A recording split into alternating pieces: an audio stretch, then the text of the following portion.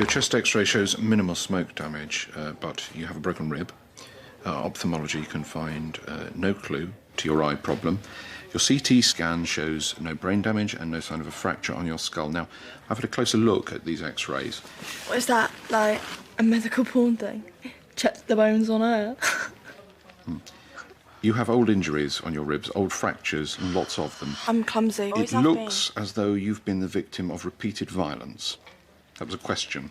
I know. I can look after myself. I'd like to run some blood tests to see if I can make some sense of your loss of eyesight. Look, my eyes are fine now. Can't you just forget the nonsense, patch me up, and do whatever it is? Will you be quiet, please, and listen?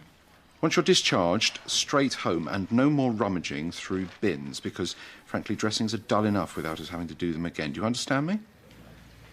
If I ask you a question, you can respond. I ain't got home.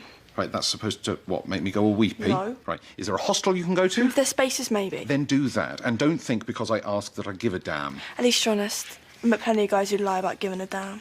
Just keep the dressings clean and dry. Has anyone seen that porter? Big Mac, he's just gone on his break. Very helpful, thank you. Could somebody fetch him, please? I need to take some blood Daniel. to the lab. Tess, can you get onto that? Daniel, can you hear me? Problem? Mesothelioma complication. Pleural tap? Done it.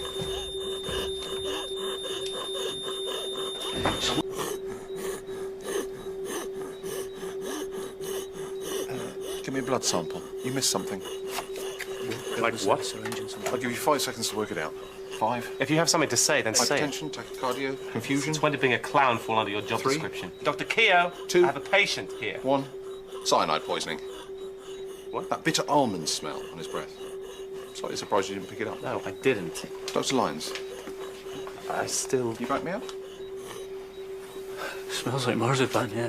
Thank you. Hydrocyanic acid. Don't worry, I thought you might be incompetent, but you're one of the 40% of the population who genetically can't smell it. Fortunately for your patient, I'm not. So, should we get him the antidote? But the antidote can be fatal if it isn't cyanide poisoning, though, yeah? Yes, but if I'm right and we do nothing, then he dies. Your patient, your call. You can't go round interrogating our patient. Sorry. Yes, someone has stolen all the food from the fridge. There's a trail of yoghurt all the way to here, so the thief's in CDU. Right, I'll call security. Hi, security. Yes, CDU here. Got a couple of lunatics masquerading as members of staff. Could I have them removed, please? Come on. Hold on, they're leaving. Scrap that. Thank you.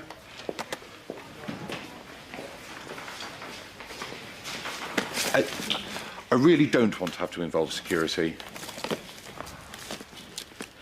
Right, why? To eat them. Can you make yourself useful, please, and return this lot to the fridge, Dr. Winters? How long have you been homeless for? About 6 months. I've caught her scavenging through the bins. Sorry, I shouldn't be diagnosing. No, go on. Okay. What about your diet? Actually, no, don't. Do you ever eat any of the following? Yellow or green vegetables? No. Fresh fruit? Liver? No. Milk? I eat what I can get. Usually leftovers. You know, supermarket bins and that. What? It's a crime what they throw away these days. It's just past its sell-by date. Malnutrition? You don't get malnutrition in England. Oh, you do? I think Dr. Winters is referring to vitamin A deficiency, which causes a condition called nyctalopia, or night blindness. You can't see a thing in low-light conditions. It's usually temporary, but it can get progressively worse and permanent.